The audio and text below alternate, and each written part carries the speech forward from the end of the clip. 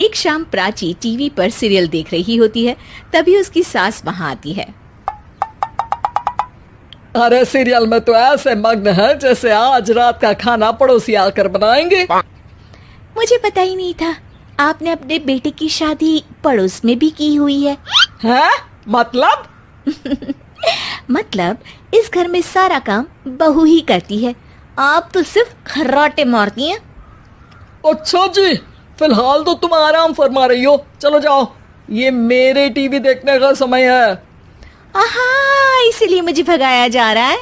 Sorry, अब तो बिल्कुल नहीं जाऊंगी।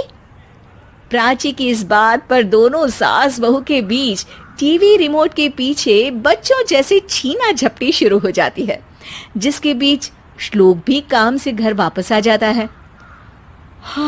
आज मेरी चूहे बिल्ली की जोड़ी किस बात पर झगड़ रही है? अरे तेरे बीवी मुझे टीवी ही नहीं देखने दे रही।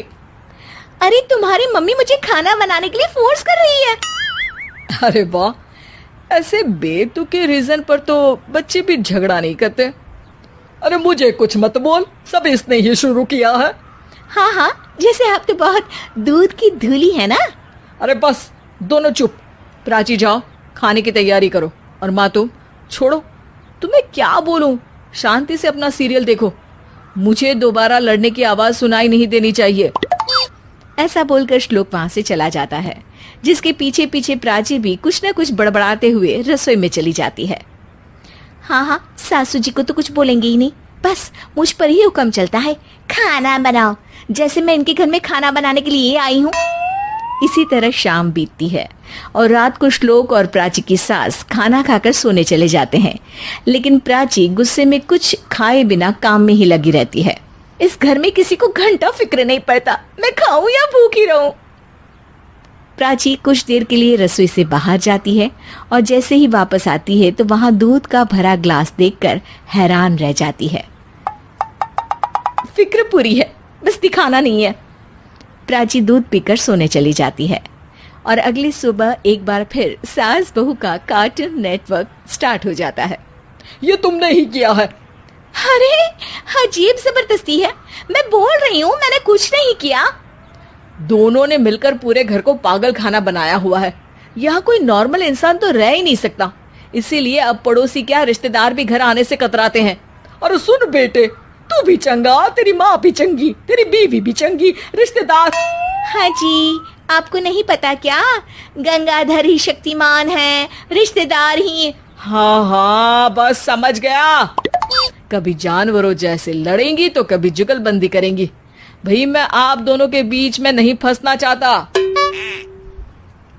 सास बहू की इस मनमौजी जोड़ी से परेशान होकर श्लोक अपना सिर खुजलाता वहां से चला जाता है।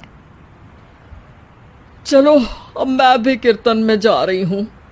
इस पर जैसे ही सास कमरे में अपना पर्स लेने जाती है तो वहां नाश्ते की प्लेट रखी देख मुस्कुराने लगती है और नाश्ता करके घर से बाहर निकलते हुए कुछ पैसे टेबल पर रख जाती है, जिसके कुछ देर बाद सिलेंडर वाला घर आता है। ओ मुरी मैया, मैं सिलेंडर के बारे में तो बिल्कुल भूल ही गई थी। घर खर्च के सारे पैसे भी मम्मी के पास है और श्लोक से बोला तो उल्टा 4 बात सुनाएंगे। प्राची ये सोच ही रही होती है कि अचानक उसका चेहरा चमक उठता है और वो घर में आकर इधर उधर देखने लगती है। तभी उसकी नजर टेबल पर रखे पैसों पर पड़ती है, जिन्हें वो सिलेंडर वाले को दे देती है। ये सब श्लोक देख लेता है। अच्छा बेटे, इतना बड़ा घोटाला, सबके सामने मैं तेरी दुश्मन और पीठ पीछे तेरी मेरी यारी। इस पर श्लोक एक प्लान बनाता है और शाम को सब एक साथ बैठे होने पर बोलने लगता है। माँ, तुम दोनों की बहुत लड़ाई होती है, इसलिए मैं सोच रहा हूँ कि प्राची को उसके घर छोड़ाऊं, इससे वो भी खुश रहेगी और तुम भी। अचानक श्लोक की ये बात सुनकर सास बहू शौक से उसकी तरफ देखती हैं। अरे ऐसे कैसे घर छोड़ाओगे, मुझे कहीं नहीं जाना। अरे तुमने बोला नहीं पर मैंने सुन लिया, तुम्हें मम्मी के साथ रहना अच्छा नहीं लगता, मुझे पता है। अरे वो अरे, जब बहू खुद कुछ काम बोले तो वो तुझे सुनता नहीं, और अब जो इसने बोला ही नहीं वो तू समझ गया। जब उसे नहीं जाना तो फिर जबरदस्ती क्यों कर रहा है? अच्छा, फिर आपको मौसी के घर छोड़ाता हूँ, बस अब आप दोनों एक घर में एक छत के नीचे नहीं रह सकती। मैं इस टॉम एंड जेरी की जोड़ी को और नहीं झेल सकता। है? ऐसे कैसे नहीं रह सकते? तुम्हें इतनी दिक्कत है तो तुम्हारा बोरिया बिस्तर पैक कर देती हूँ, लेकिन मम्मी जी कहीं नहीं जाएंगी। बिल्कुल यही सुनना था मुझे। अगर दोनों में इतना ही प्यार है फिर हर वक्त ये लड़ाई का नाटक क्यों करती हो?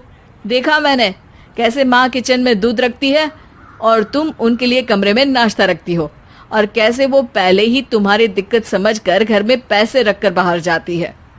अरे भाई, इतना ड्रामा तो डेली सोप में भी नहीं होता जितना तुम दोनों ने इस घर में फैलाया हुआ है। तू हमें टॉम एंड जेरी बोलता है ना, तो याद कर वो दोनों भी एक दूसरे को बाहर वालों की बुरी नजर से बचाने के लिए हमेशा सबके सामने लड़ते थे, लेकिन अकेले में दिक्कत के समय मदद भी तो करते थे। बस हमारा रिश्ता भी कुछ ऐसा ही है। और वैसे भी अगर सास बहू में तू मैं नहीं होती तो दुनिया वालों को कहानियां कैसे मिलेंगी?